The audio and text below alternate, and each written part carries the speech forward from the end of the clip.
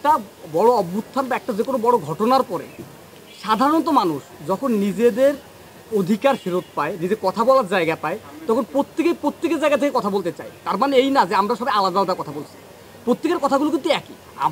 আপনারা যারা আমাদেরকে বিক্ষিপ্ত বা বিচ্ছিন্ন দেখতেছেন, তারা কি বিক্ষিপ্ত কাজগুলো কি করতেছে আমাকে মানে একদম এক্স্যাক্টলি নোটিস করে বলেন যে আপনারা কি এদের মধ্যে মানে জুলাই অভ্যুত্থানের যে ঘটনাগুলো বা যে আলাপগুলো দরকার তার বাইরে কি অন্য কোনো আলাপ দিচ্ছে এরা, যাদেরকে আপনারা বিক্ষিপ্ত বলতেছেন? তাহলে আমরা বিক্ষিপ্ত, আমরা একই আলাপ তুলতেছি, হয়তো বা ভয়েসটা রেজ হচ্ছে ভিন্ন ভিন্ন জায়গা থেকে। এবং একটা বড় অভ্যুত্থানের পরে, একটা বিপ্লবের পরে এই ঘটনাগুলো ঘটে, পৃথিবীর সব জায়গায় ঘটছে। তা আপনাদের বাংলাদেশের প্রেক্ষাপটে এই প্রশ্নগুলো কেন, যদি এই প্রশ্ন করি সেটার উত্তর আপনাদের কি? আমি তো আপনাদের প্রশ্ন করতে পারি যে আপনি কেন আমাদের এই কাজগুলোকে, আপনাদের এই প্রশ্নগুলোকে, আমাদের কাজগুলোকে বাধাগ্রস্ত করছে না? প্রত্যেকে কাজ করতে দেন।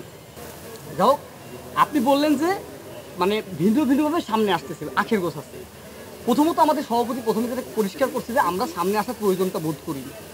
আমরা মূলত কাজ করতেছি জুলাইকে নিয়ে। আমাদের ব্যাপারটাকে একটা বড় অভ্যুত্থানের পরে হাজার ফুল ফুটবে, হাজার দল আসবে। যেমন ধরেন 147টা রাজনৈতিক দলই নিবন্ধনের জন্য কাগজপত্র জমা দিচ্ছে। আপনি এটা কীভাবে দেখতেছেন? আমি এটা পজিটিভ দেখতেছি। আপনারা কীভাবে দেখছেন জানি না। আমি মনে করি যে হাজারটা চিন্তা মানুষের মধ্য থেকে সামনে আসে, সে হাজারটা চিন্তাকে আমরা অ্যাকুমুলেট করতে পারি।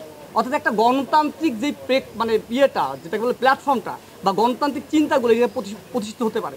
যখন ধরেন আপনি শেখ হাসিনা দীর্ঘদিন ছিল, এককভাবে কি একটা নৈরাজ্য তৈরি করছে, একদম টোটালিটেরিয়ান ছিলেন। তো যদি এই হাজার মত যদি প্রকাশ করার জায়গা থাকতো, টোটালিটেরিয়ান হওয়ার সুযোগ ছিল। আজকে ধরেন এনসিপি আমাদের মানে ব্লাডের উপর দিয়েই গেছে, যদিও তারা এখন একচ্ছত্র অধিপতি নিজেদেরকে দাবি করতেছে এই অভ্যুত্থানে। আমরা সেটাকে মনে করি না। আমরা মনে করি যে আপনি যেরকম বললেন যে হাজারটা সংগঠন আছে, প্রত্যেকেই অভ্যুত্থানের স্টেক হোল্ডার, এবং এই জায়গায় আপনারা যারা বসেছেন তারা প্রত্যেকেই। তাই এই যে ধরেন এই হাজারটা যখন থাকতেছে, এই যে আজকে আমি এসে এনসিপির বিপক্ষে কথা বলতে পারতেছি, আগে কাঠামোগত পরিবর্তন করেন, আমাদের যে মানে প্রপার মানে সংস্কার দরকার, সেই সংস্কার সম্পন্ন করেন। এরপরে না আপনি বলবেন যে কেন এসে চাঁদাবাজি করতেছে। আমাদের বাংলাদেশের আইন ফাংশন করতেছে না, প্রশাসন ফাংশন করতেছে না, আমাদের ব্যুরোক্রেসি ফাংশন করতেছে না। আপনি এর মধ্যে দিয়ে কীভাবে চিন্তা করতেছেন যে আপনি একদম একটা মানে ইউরোপ আমেরিকার মতো একটা মানে কী বলা যায় সুশৃঙ্খল জাতি পাবেন?